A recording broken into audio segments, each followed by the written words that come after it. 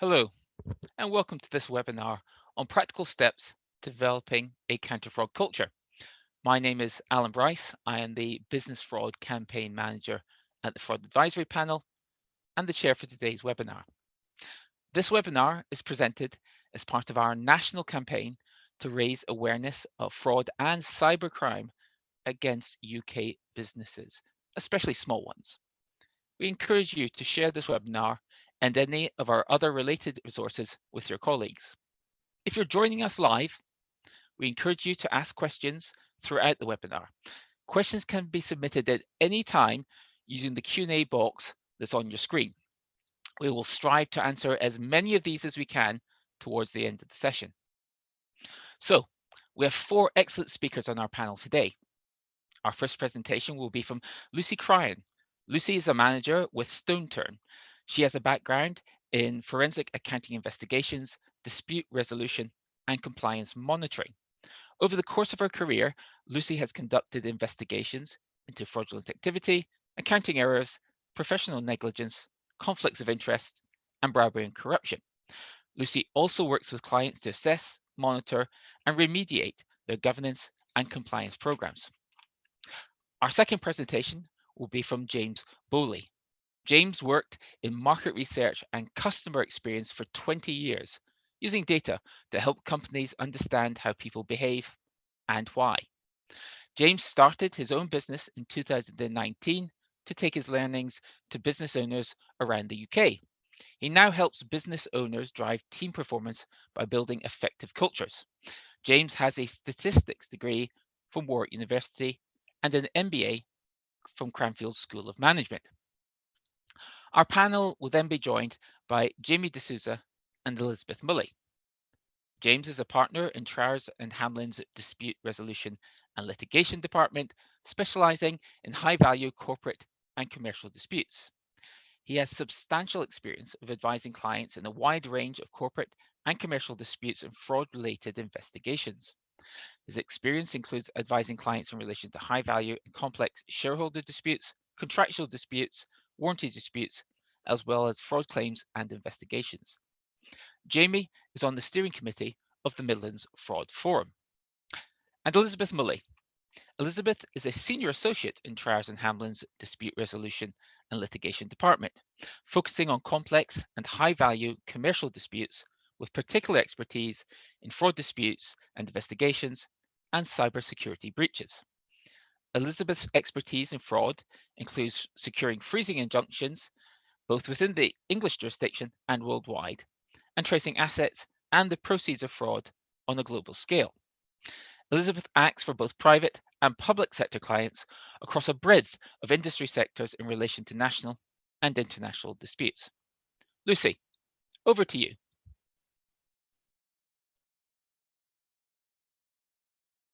Okay. Thanks, Alan, and thank you to everyone for joining today. So to kick us off, I'm going to provide an overview of fraud risk management, including the cultural factors that need to be considered during each stage of the fraud risk management lifecycle. So what do we mean when we talk about fraud risk management? Fraud risk management is the process of identifying and understanding possible fraud risks in an organisation and making plans to keep those risks below an acceptable level. So fraud risk can cover a whole range of misconduct, the risk of theft, misappropriation of funds, financial misrepresentation, bribery, theft of data or IP, just to name a few. And fraud risk covers the risk of internal fraud, fraud covered by insiders, individuals who work for or who are otherwise associated with the organisation, as well as external fraud, which could be committed by suppliers or other business partners, as well as parties who aren't known to an organisation. And what we look at when we manage fraud risks, a useful tool is looking at the different stages of the fraud risk management life cycle, which is set out in the diagram just to the right here. The first stage of managing fraud risk is carrying out a risk assessment. which covers key fraud risks, the nature and extent of their potential impact, and whether controls are in place to prevent and detect instances of fraud. So think about root causes. And here you really need to consider all elements of the fraud triangle. So not just opportunities for fraud to be committed, but also what could motivate or allow perpetrators to rationalize committing fraud. And as part of this, you really do need to consider cultural factors of your organization. So really think about anything that culturally could result in an increased risk of fraud, especially when it comes to fraud perpetrated by insiders. So for example, have you maybe had a round of redundancies that might make people feel worried about their jobs, their finances, or maybe resentful about the company? Do you have any targets in place that could be difficult to hit? Are you struggling to fundraise or meet covenants on any loans? And does that maybe mean that an employee misguidedly thinks that they'll be helping the company somehow, maybe by inflating the sales figure or adjusting some ratios fraudulently? All of these things you can maybe consider when you think about what could happen in your organization and what factors might give rise to possible fraud. As part of your fraud risk assessment, you're also going to want to consider the key compliance framework elements that you already have in place. This is the prevention stage of the fraud risk management lifecycle. And you just want to map all of your key compliance framework elements against the risks that you've identified in your risk assessment and think about if you have any gaps. So look at controls you already have. These might be segregation of duties, physical security, system access restrictions, but also look at activities that are designed to foster a culture of integrity, compliance, and speak up.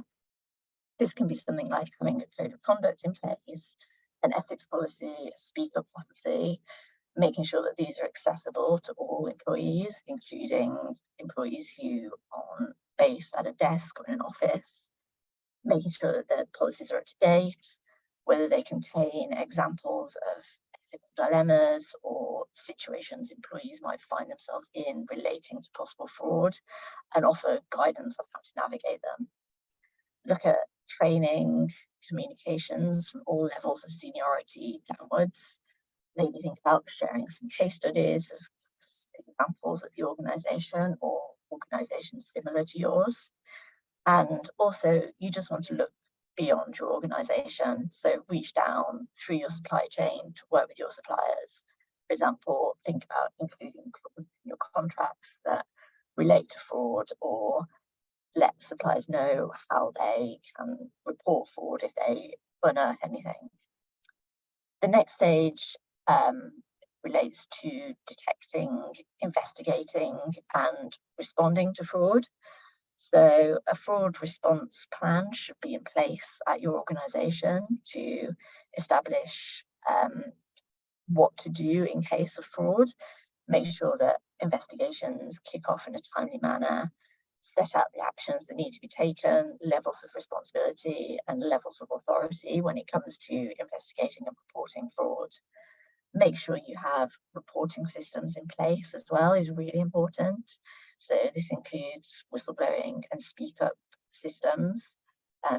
Whistleblowing and culture are incredibly linked, and I know Jamie's going to touch on this, but you really do need to make sure that your whistleblowing system is being used, that all your employees know about it, and again, that your organization is really just reinforcing its commitment to a speak up culture.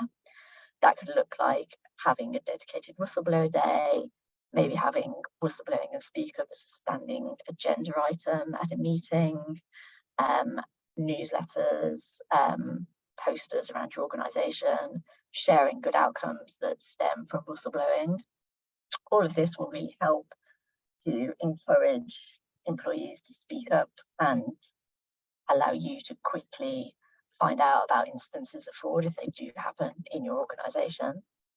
And then finally, the last stage of the fraud risk management lifecycle is ongoing reviewing and monitoring. So making sure that you continuously are reassessing and reviewing your fraud risk management and your fraud risk assessment, making sure that you update for any legislative changes, any emerging threats, anything that does happen if you do uncover fraud in your organisation, making sure you look at lessons learned and incorporate those into your fraud risk management framework. And finally, just an overriding point to say, ultimately, policies and procedures and internal controls aren't necessarily enough to prevent and detect fraud in an organisation. Even having a perfect set of policies and procedures can still fall short if you're not continuously reinforcing your company's commitment to an ethical culture and a culture of speaking up if fraud is detected. So to talk more about that theme, I'm going to hand over to James.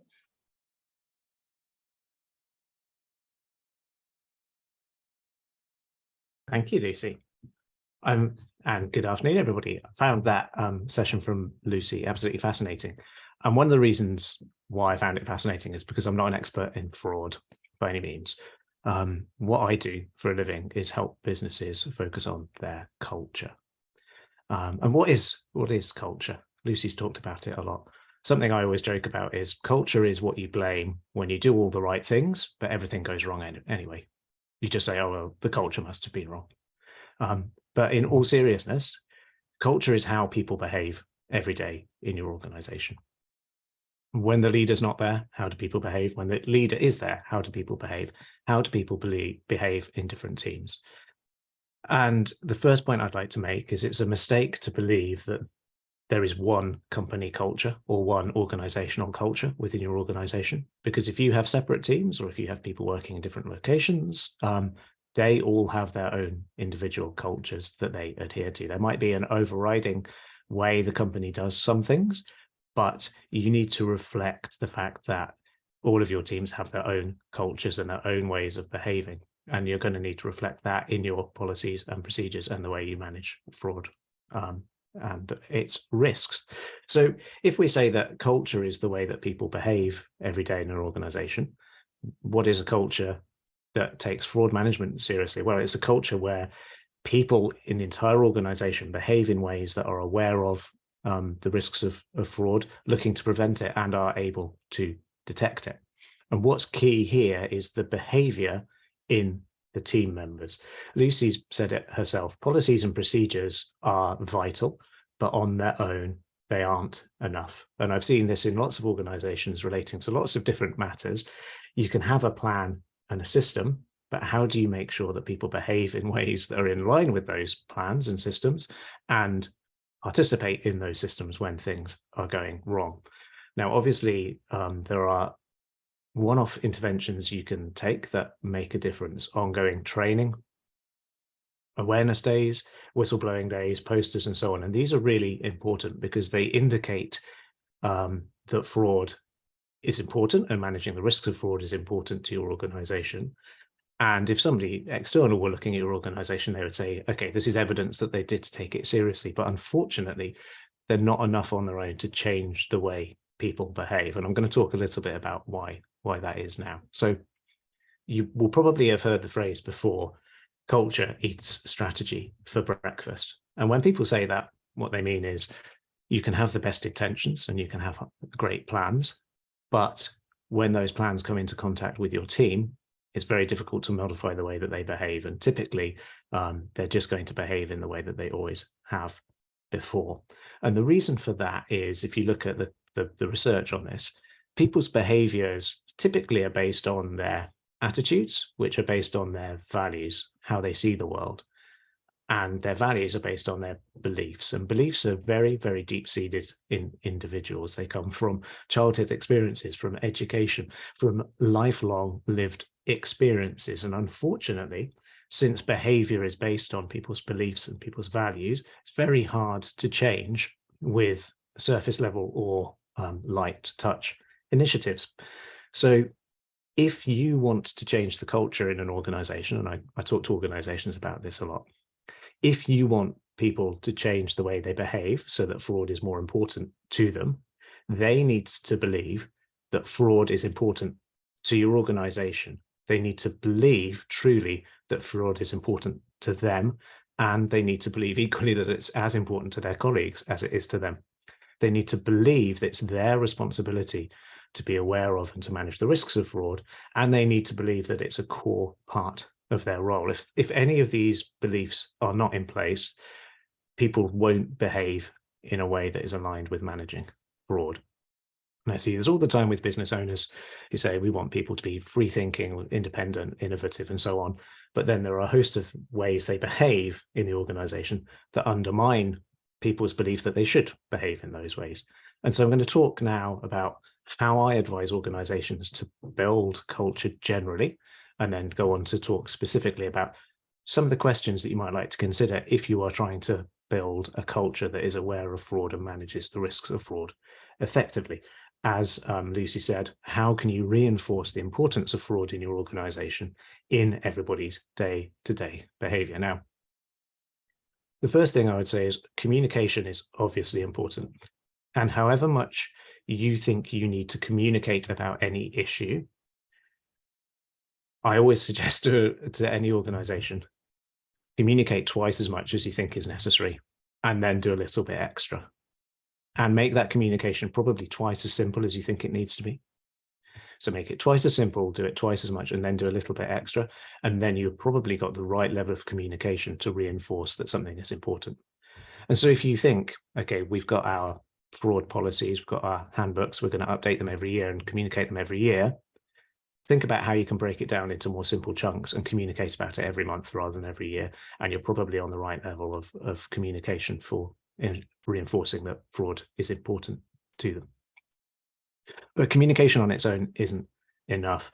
If you want to build a culture in an organization, then the levels that we always go through are, think about how your strategy is aligned with what you want people to believe. Think about how what you measure and how you incentivize people is aligned with what you want them to believe. Think about your employee experience, the employee journey, how you treat people. Think about if that is aligned with how you want people to believe. Think about how you treat your customers, and is that aligned with what you want people to believe? Think about your processes and policies, and Lucy's covered that brilliantly. And then think about how you communicate, which I've just covered. So there are 4 deep levels that can undermine the things people believe or can reinforce the things people believe about your organization. And you need to make sure that they are aligned with what you want people to believe if you're going to change their behavior. And that is your strategy, what you measure and how you incentivize people, how you treat your people, and how you treat your customers. So if you are looking to build a fraud management culture, the questions I would ask you are, firstly, thinking about your strategy. When was the last time you deliberately chose a target market or attempted to target a customer or launched a new service specifically because it enabled you to have greater control on the fraud risk in your organization? Or more powerfully, when was the last time you walked away from a deal because it created too much risk regarding fraud? These decisions, if you're taking them with fraud in mind and then communicating that those decisions have been taken, will fundamentally affect the way people believe about your organization. I've worked with organizations before that have spoken a really good game about empowering their teams, empowering community. But then they've taken any old deal that comes along just because they're desperate for the money. And taking that deal and not considering it and not communicating that consideration undermines the commitment that they've made to their teams regarding with what they believe. So think about, is the market that you're in, or is the way you're pursuing those customers undermining how important you think fraud is to your organization? Thinking about metrics and incentives. When was the last time that you mentioned fraud or fraud risk in a team meeting and had a hard metric around it? Do you have targets? When you sit down as a team every quarter, 6 months, monthly, however frequently it is, do you sit down and you run through your sales figures? You run through your pipeline, you run through your operating costs. How often do you talk about a target related to fraud in those meetings? If you tell people that fraud is important and you communicate that fraud is important, but then when you sit down in the regular routine meetings in the business, you don't mention it at all, it's going to undermine their belief that it matters, and it's going to affect their behavior. And when was the last time that somebody got a bonus payment based on how well they managed risk in your business? When was the last time that was even a conversation in what people were incentivized for? Thinking about your employee experience and how you treat people, when was the last time somebody got promoted for having a great attitude towards fraud risk? When was the last time one of your job adverts mentioned fraud?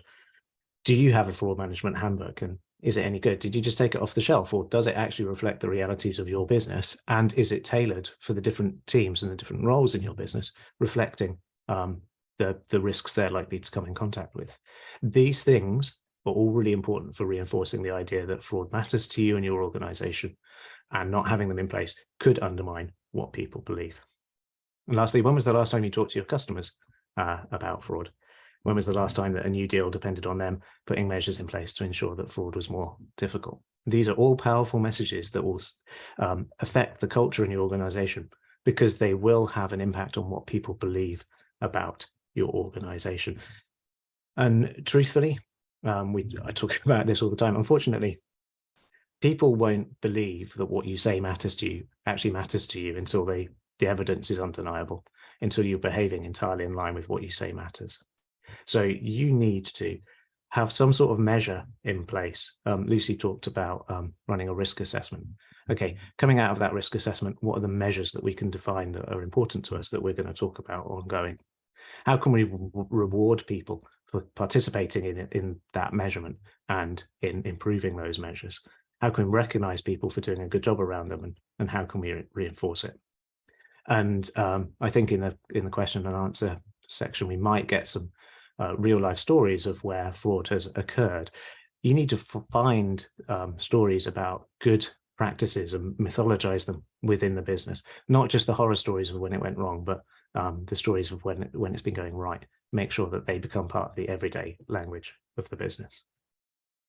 So I'm going to hand back to Alan in a second, but before I do, just wanted to talk a little bit about the role of trust, because I think Lucy highlighted this really potentially surprising area that can impact your risk of being defrauded. And that is, are you giving your team grounds to rationalize that the fraud is being committed? Do they believe that they're doing the right thing for the business if they're inflating an invoice? Do they think that they're doing the right thing for themselves because the business is about to go bust and so on? Trust in any culture is absolutely vital, and it's going to be incredibly important if you're trying to encourage whistleblowing. Trust has two components. Firstly, do people in the organization believe that their colleagues are going to do what they say they're going to do? And that's an issue of accountability. If you don't hold people accountable for doing their day jobs very well, then they're probably not going to believe they're going to be held accountable for the issues relating to fraud. And so how you follow through on things that are important to the business in its day-to-day operations is important. But secondly, the second component of trust is, do people believe that you have good intentions?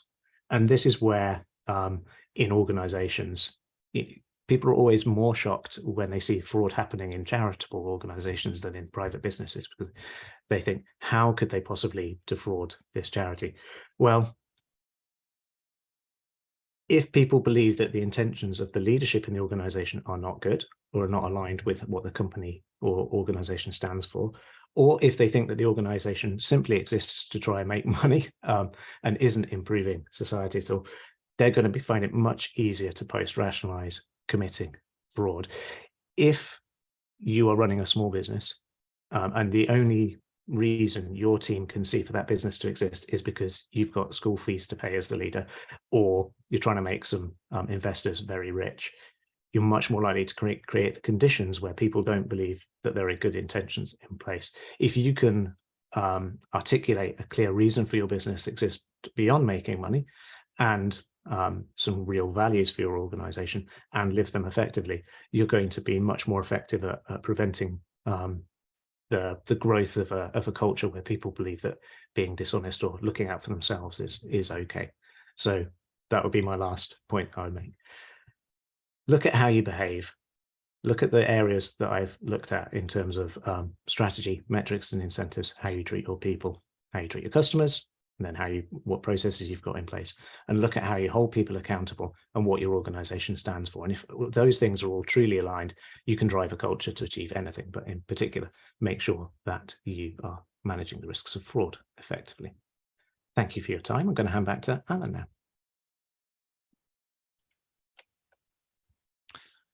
Thanks, James. I think it's always interesting on webinars such as this to have not just experts and hearing, for example, at the start there from Lucy about putting into context culture in relation to fraud risk management as a counter-fraud specialist, hearing a culture specialist talk about fraud from their side, as it were. Very, very eye-opening, and so many things there I think we can reflect on. So this is the Q&A part of our webinar. Just a reminder again, please do ask any questions. You have the Q&A button on your screen. We're going to take any questions from the Q&A section only. So please, if you have any of the questions for either Lucy or James, or for Jamie and Elizabeth who are about to join our panel, please just put the questions on the Q&A. So I say we've had so much information there in relation to fraud risk management and putting that in context in relation to our principal subject of culture, and again there from James in relation to the way in which culture itself can be changed, how you measure it, and how we should be considering it, particularly in relation to SMEs, which is of course the main focus of our Love Business Hate Fraud campaign. That then all being said, I'd also now like to invite Jamie and Elizabeth to join the panel along with James and Lucy. And perhaps Elizabeth, Jamie, in fact, Elizabeth, I'll ask you first, if that's okay.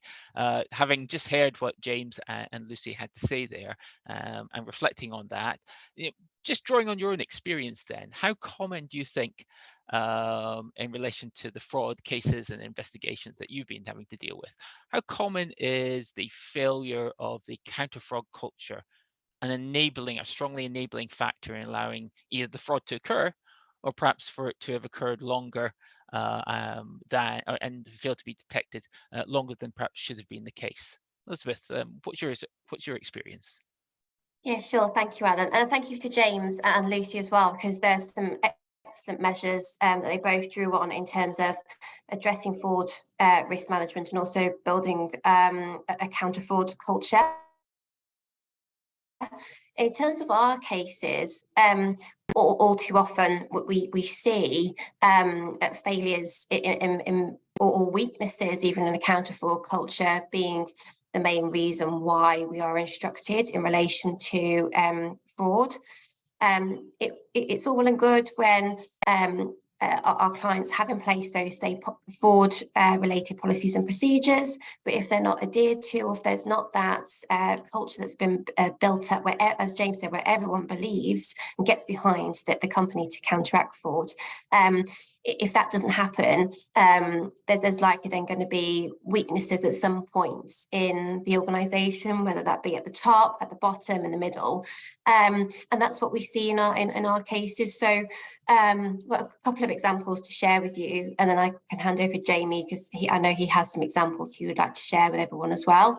The one being, and I guess this is an example of a weakness in the culture at the top, was we acted for a charity whereby the finance director of the charity, it subsequently turned out he had a gambling addiction, and he was taking advantage of the lack of segregation of duties at his level.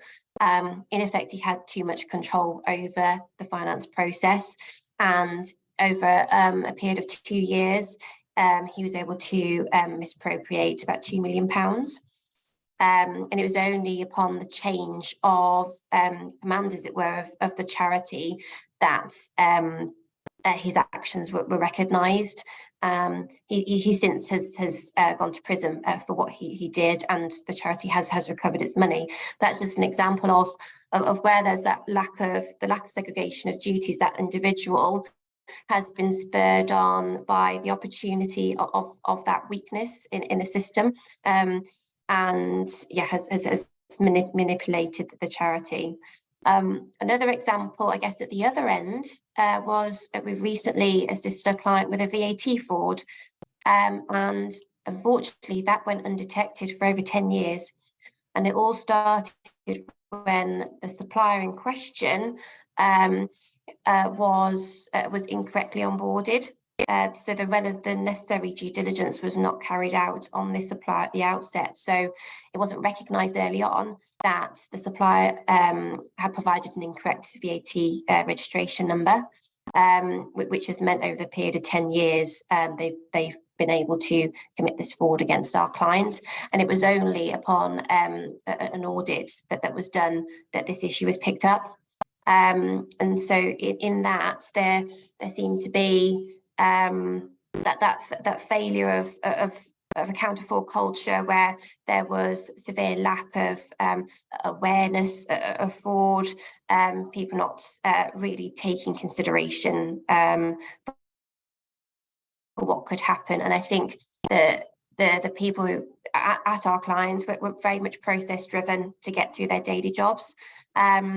So yeah, really unfortunate in that situation. And there was a severe lack of ongoing monitoring as well, which just exacerbated the situation, unfortunately. So there's a couple of examples from my perspective. Jamie, if I hand over to you, because I know you've got a couple of good examples as well, which I think relate to some other areas of counter fraud culture. Thanks, Liz, and also thanks to James and Lucy for the opening sessions, which I think really put things into perspective. I think drawing on the kind of question around the exposure caused by a lack of having an anti-fraud culture, I think ultimately the culture is paramount, because without the culture, somewhere along that chain, there is going to be risks.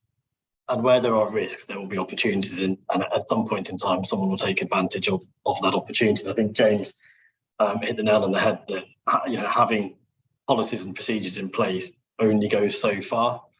And it's not uncommon for us, and I'm sure Lucy will be the same, to be instructed on matters. And we say to the client, what's your fraud risk policy? What's your kind of, how your fraud response plan? And I go, oh, we've got one somewhere. Who will know where that is and what is it? And they've got it because someone told them you should have it, but they don't understand it. They don't know what it means. They don't know how to implement it. And that comes from a lack of the cultural belief in what they're doing. So, the matters we see in the organisations that we deal with, and we've had issues and that have faced issues, there's often a lack of understanding in relation to what to do and what it means. For individuals, there's a lack of applicability that the policy applies to them, that they're supposed to look out for. Some employees, we've seen where they've kind of gone, well, it's not my duty to understand who you're paying. I just press enter on the keyboard kind of approach. And, that comes from a fundamental lack of understanding of the importance of the role. And, sometimes it is driven by a culture where, for example, unrealistic targets are set, or the expectation on employees is that their job is bottom of the pile and therefore it's not respected. So they don't respect the job either. So lots of little steps, but the risk and the impact that has on an organisation is it delays identification of the issue, which Liz, with that last example, really sums up 10 years without it being recognised.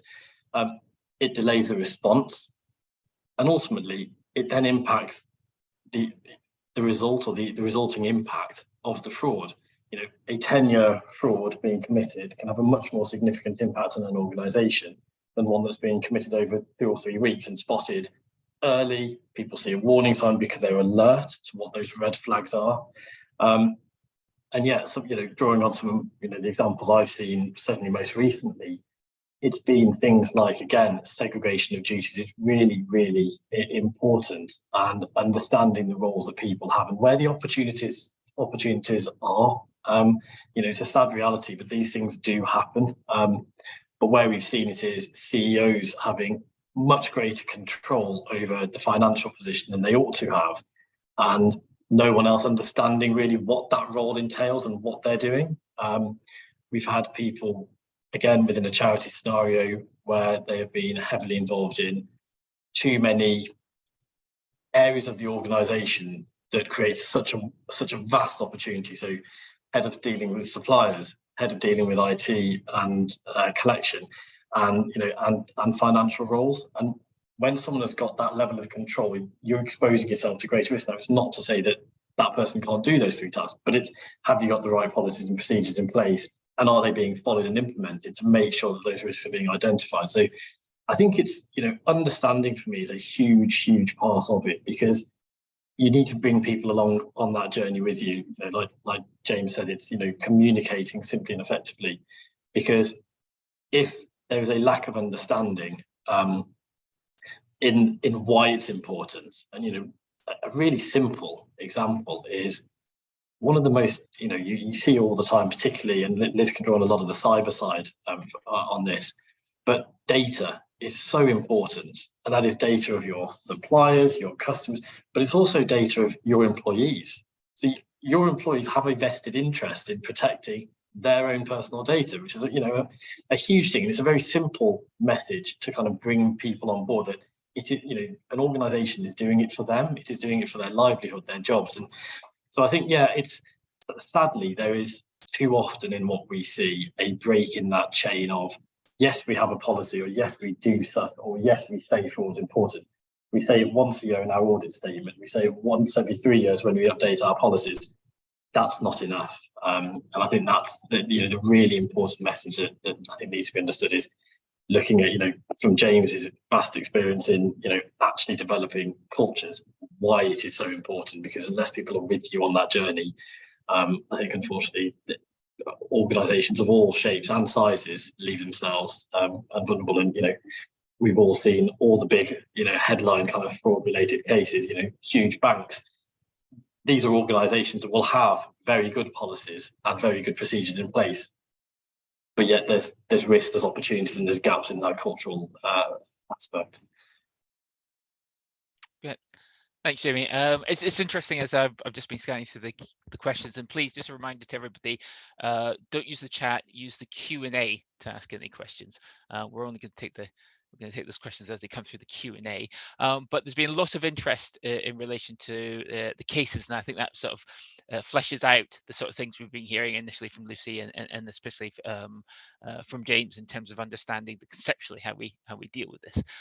Lucy, just sort of building on that, then, have you had any particularly fraud-related cases where basically culture, again, the same sort of question as I've asked Elizabeth and Jamie, where that fraud culture has been such an important aspect, and if so, how you've managed to deal with that in terms of helping turn that organisation around?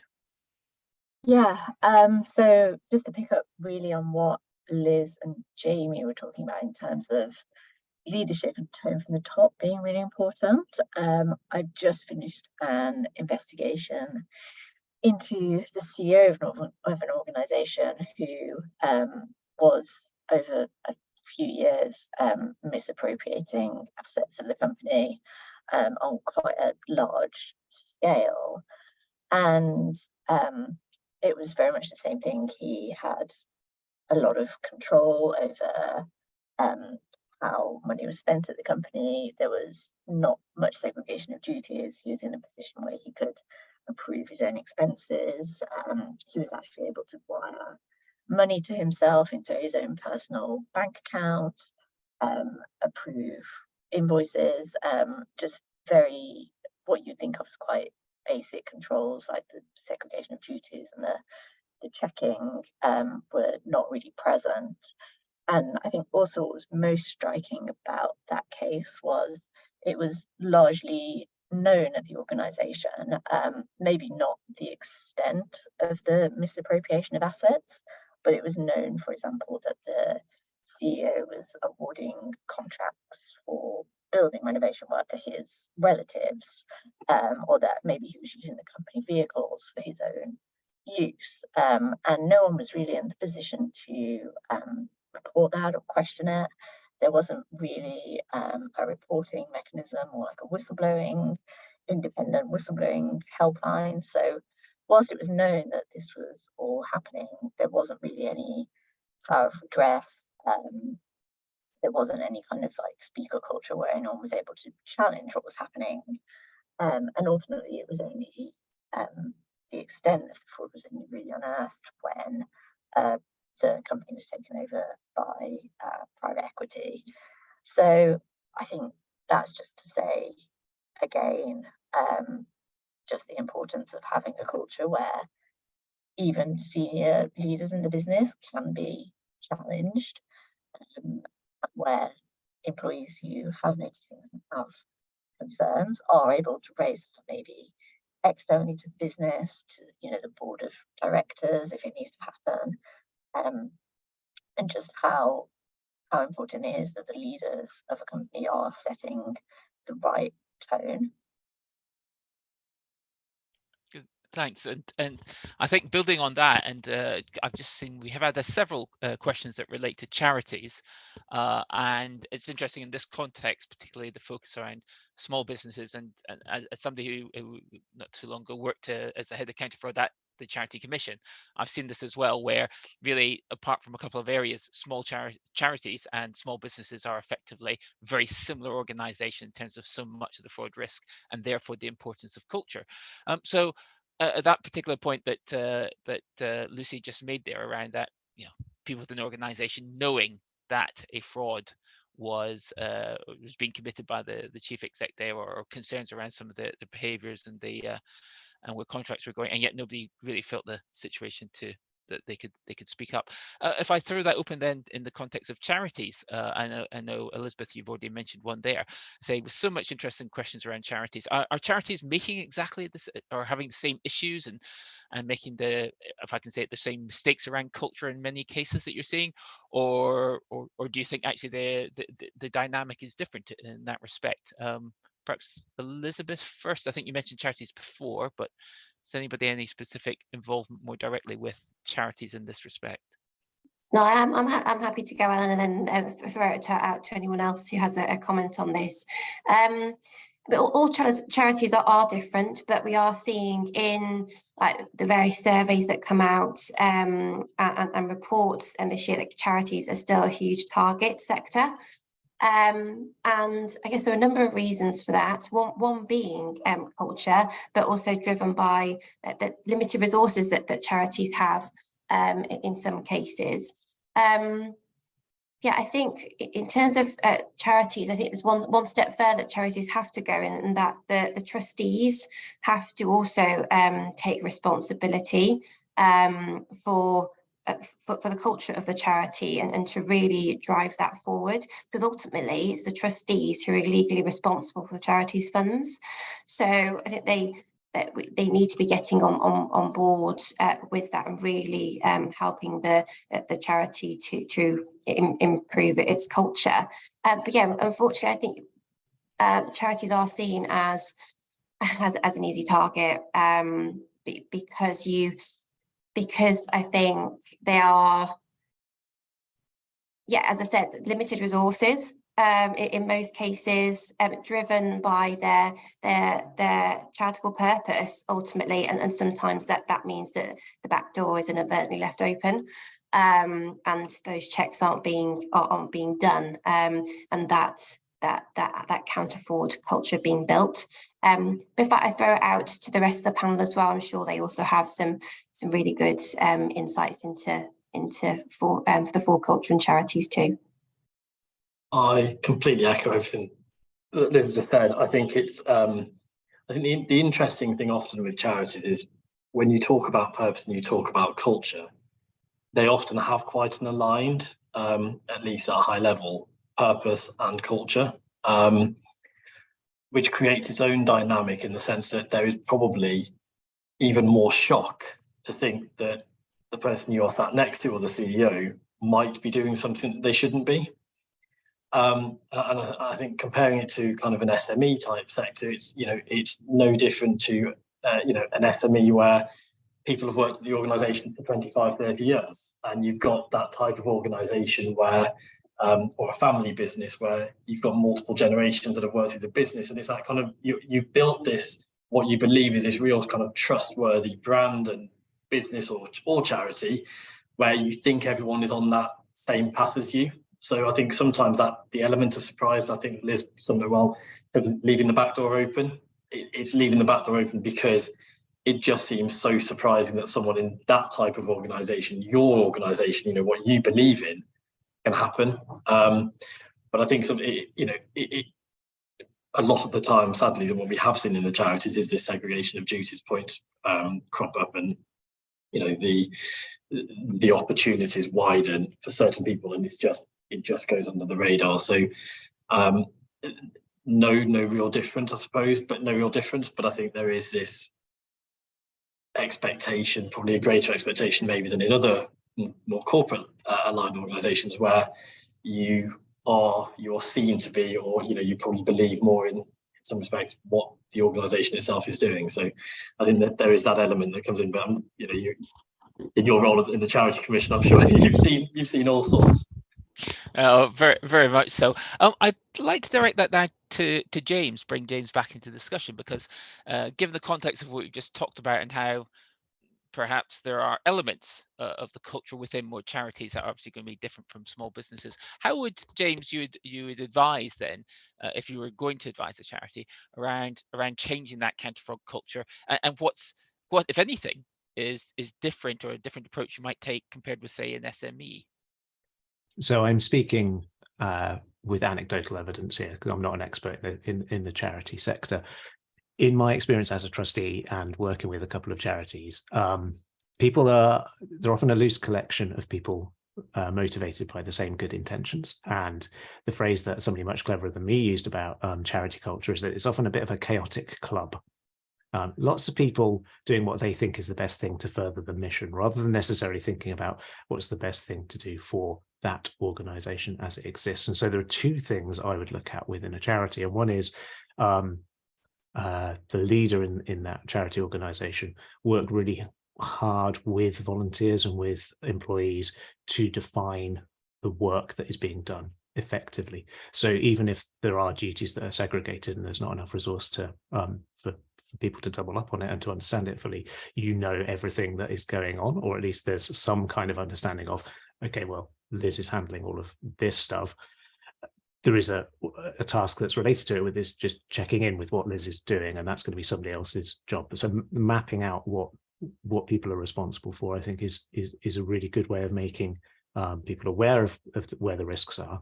The second thing I think charities have a real advantage over small businesses is that they can be much more safely transparent.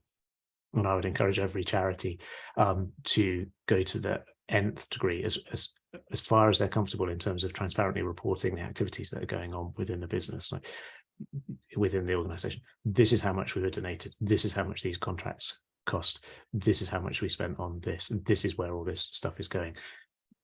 Lots of corporate organizations are afraid to do that kind of stuff, because it might drive fear in their employees, or they might feel like they're betraying commercial confidences.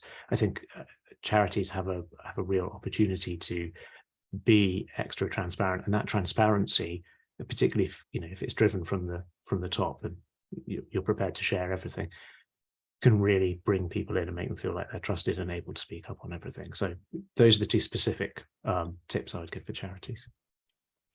Thanks, James. And just to give some balance overall, certainly drawing on my experience with charities, I'd say I would characterize the best charities in terms of tackling fraud and having strong counter fraud cultures.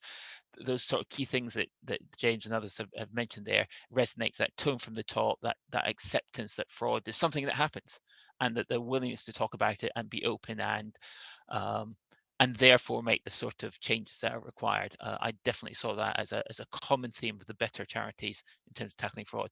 Having said that, and having worked in other sectors as well, charity sector is pretty much no different from pretty much SMEs and the business sector and the public sector as well, in relation to how it deals with fraud.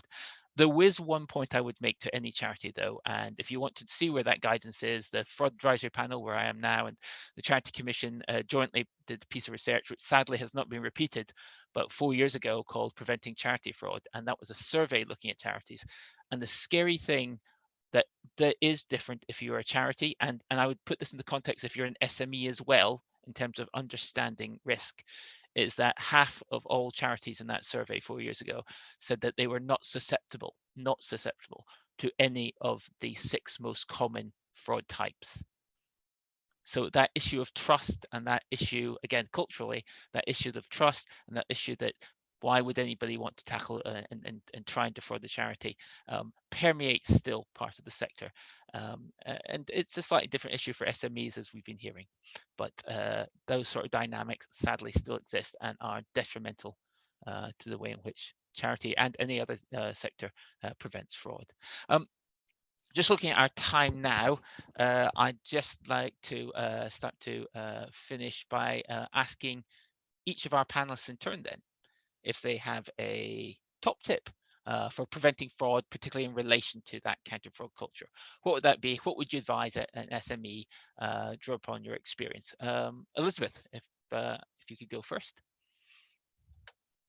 Yeah, sure. Thanks, Alan. I think my top tip, it was hard to choose this, but my top tip, I think, would be really concentrating on your fraud awareness training with employees, and also that might extend externally as well to close suppliers, for example. But also making sure that that's not just done on, say, induction of staff. It's done regularly, and I'm talking not just annually, but at least, I would say, at least 4 times a year personally, if not being permeated in some form, yeah, even more frequently than that, but formal fraud awareness training to be done frequently. Thanks. Jamie?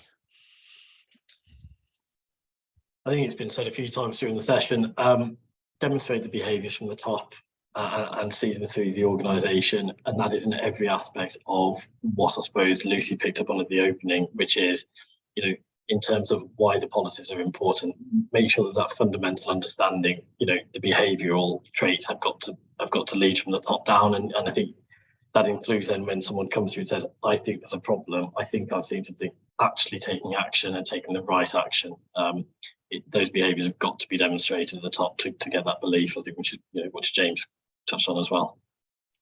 Thanks. Yeah, tone from the top, I think that cuts across any sector, regardless. And Lucy, from your perspective, especially somebody who obviously very fundamental in drawing up the fraud risk management guide that we've launched on Love Business, Hate Fraud. Yeah, my top tip would be to make sure that your whistleblowing or speak up or reporting mechanisms are widely publicized throughout your organization, that all of your employees at every level, at every location, knows where they are, how to use them. It's not enough to just have a whistleblowing system in place, and if you have one and no one's using it and you're not getting any reports, that's probably not a sign that you have no reportable incidences. It's probably a sign that your employees don't know it exists. So make sure you publicize what you have. Yeah, I've always thought that whistleblowing or raising concern is such a great touchstone for the wider counter-fraud culture. Some of the best organizations I've ever seen have an awful lot of whistleblowing concerns raised, and that just talks to the strength of their counter-fraud culture and the openness which people feel and the trust they feel to raise the concern. And finally, James, as our, yes, of course. Sorry, I was going to jump in very quickly there. On the whistleblowing side, just say that we have seen that when we do fraud investigations, they have been from whistleblowers. So just say that we do see that from our side, and that has been a godsend for our clients in starting that investigation into what's happened. And it's because yeah, I just echo that point again. One of the most common ways of identifying a fraud is through whistleblowing, and getting that right and getting the culture right around that is so important, not just around the prevention and identifying weaknesses, but when it does happen, bringing it to management's attention so it can be addressed.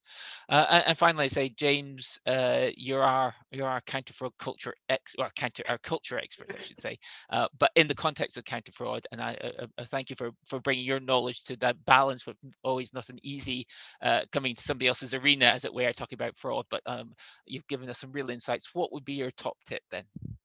Well, listen, I'm not, as we've said, I'm not a fraud expert. The biggest mistake I see leaders make when they try and define company values or the way that they want people to behave in a culture is that they don't change what they measure. So they say, okay, so we are going to be innovative, we're going to be environmentally sound, whatever it is. And then they carry on just measuring sales and prospects and leads every month, and that's all they report. If we believe that demonstrating the right behaviors from the top is important, if we believe that the whistleblowing mechanisms are important, why not say monthly, great, we've had 3 concerns raised this month, and good news, we found them all to be not an issue, but well done, everyone. And yeah, if we can get to 50 cases raised by the end of the year, then we'll give £1,000 to charity, or everyone will unlock an extra portion of their bonus. If you can report on those metrics and incentivize people on them, then you will encourage those behaviors. If you carry on measuring what you've always measured and incentivizing people the way you've always incentivized them, you'll probably get the same behaviors. So look at what you're measuring and how you're reporting. That would be my tip. Yeah, again, what you measure matters, definitely. That comes through, and the importance of walking the talk, as it were, in setting the culture there. So I'd just like to conclude then for this webinar, first by thanking our guest speakers and the panel members. So Lucy, James, Jamie and Elizabeth. And of course, thank you all for listening. This webinar will be available shortly on demand from our website, Love Business Hate Fraud, where you can also find other useful resources to help you manage the risk of fraud within your business. So thank you and goodbye. Thank you. Thank you. Thanks, everyone.